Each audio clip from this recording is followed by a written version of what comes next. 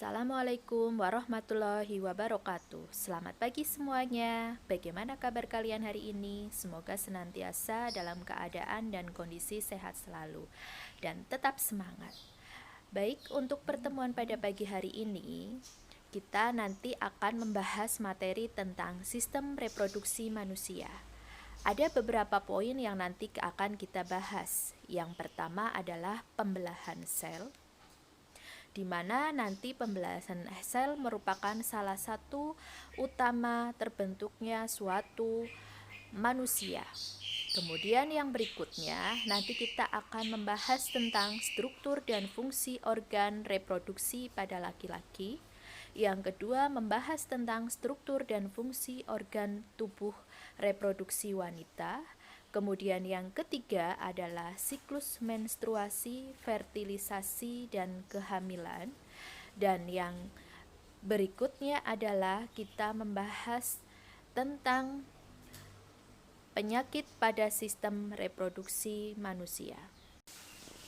Kita akan bahas yang pertama yaitu tentang pembelahan sel.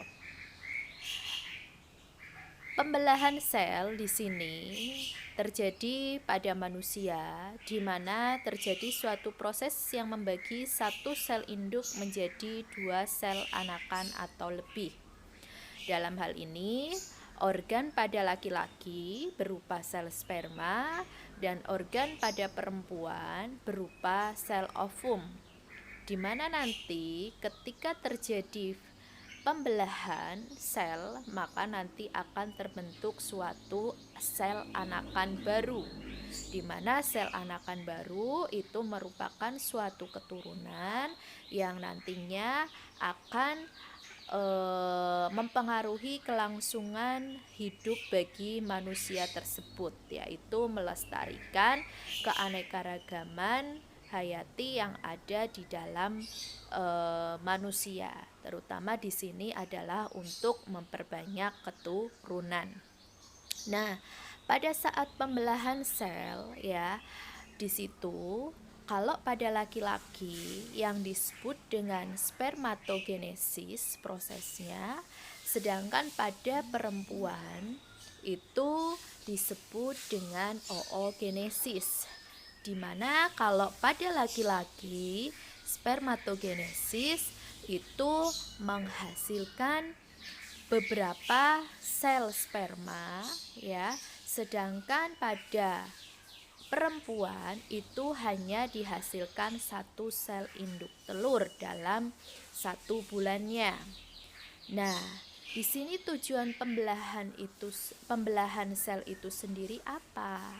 Tujuannya adanya pembelahan sel di sini agar akan menghasilkan suatu keturunan yang baru, yaitu pada manusia. Nah, kemudian di sini pertumbuhannya bagaimana sih pada pembelahan sel? Jadi kalau pada laki-laki itu setiap harinya bisa menghasilkan yang namanya sel sperma. Sedangkan kalau pada perempuan 1 bulan sekali hanya menghasilkan sel sperma. Nah, di sini ketika kita sudah mengalami masa balik, maka kita harus berhati-hati untuk menjaga pergaulan kita, terutama di sini adalah remaja, khususnya bagi laki-laki yang sudah balik dan perempuan di sini yang sudah mengalami menstruasi, maka harus perlu dijaga untuk pergaulannya. Karena apa? Karena di sini kita sebagai manusia tandanya sudah dewasa dan sudah menghasilkan yang namanya sel, yaitu sel sperma dan sel ovum. Yang berikutnya yaitu perbaikan. Jadi dengan adanya sel-sel yang baru sehingga nanti akan melakukan perbaikan apabila di sini tubuh kita mengalami luka. ya atau terluka, sehingga nanti sel-sel yang rusak itu akan digantikan oleh sel-sel yang baru. Nah, salah satu contoh yaitu video yang ada di sebelah ketika sebuah tangan kita terluka, ya, di situ mengeluarkan darah dan lain sebagainya. Karena di sini terjadi suatu pembelahan sel, sehingga sel-sel yang mati itu akan digantikan dengan sel-sel yang baru, sehingga luka yang tadinya cukup parah, ya, lama kelamaan dari hari pertama, kedua, ketiga dan seterusnya, lama kelamaan luka tersebut akan menutup dengan sendirinya. Yang berikutnya yaitu tentang reproduksi. Jadi di sini reproduksi itu terbentuknya atau terjadi suatu fase kehamilan, di mana di sini tergabungnya antara sel sperma dan sel ovum pada tubuh manusia. Nah, nantinya akan Bu Ana lebih jelaskan lebih detail ketika kita masuk ke materi tentang reproduksi. Kemudian yang berikutnya yaitu Bu Ana akan bahas mengenai tentang pembelahan sel terlebih dahulu, ya, sebelum kita nanti masuk ke reproduksi. Jadi di sini jenis-jenis pembelahan sel, ya, itu ada pembelahan secara mitosis dan ada pembelahan secara meiosis. Apa sih perbedaan antara pembelahan mitosis dan pembelahan meiosis? Silakan kalian bisa simak beberapa data, ya, yang menjelaskan tentang perbedaan tentang mitosis dan juga pembelahan secara meiosis. Silakan kalian bisa simak.